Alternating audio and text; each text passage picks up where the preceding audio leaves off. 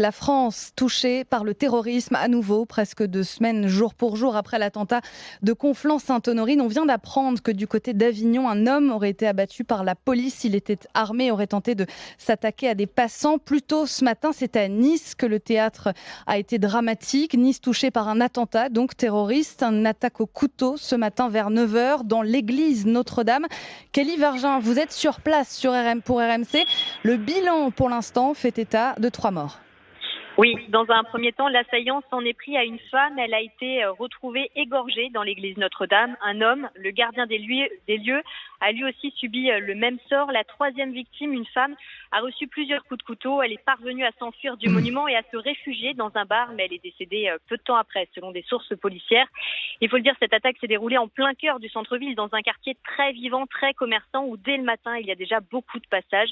Et visiblement, c'est un bouton d'alerte mis en place par la ville de Nice qui aurait permis de prévenir directement la police municipale qui a mené un assaut aux alentours de 9h pour neutraliser l'assaillant. Il a été blessé par balle, transporté à l'hôpital Pasteur. Son pronostic vital serait très engagé. Selon le maire de Nice, lors de son interpellation, il répétait Allahu Akbar en boucle. Christian Estrosi a pris la décision de fermer et de placer sous surveillance toutes les églises de la ville. Ici à Nice, bien sûr, les habitants sont tous sous le choc, certains même en colère, comme une dame de confession musulmane qui appelait tous les musulmans à venir dormir au pied de l'église pour dire stop à cette barbarie. Kelly Vergin à Nice pour RMC. Les musulmans justement qui fêtent aujourd'hui la naissance du prophète Mahomet.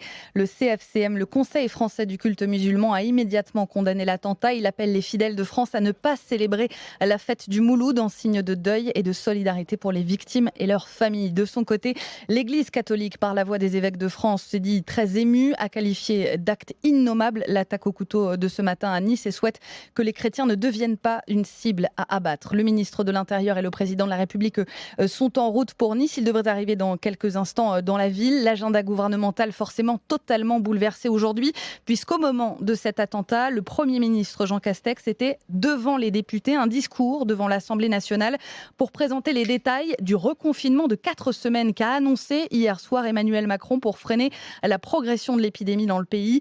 La séance à l'Assemblée a été immédiatement suspendue. 1 minute de silence a été observée par les députés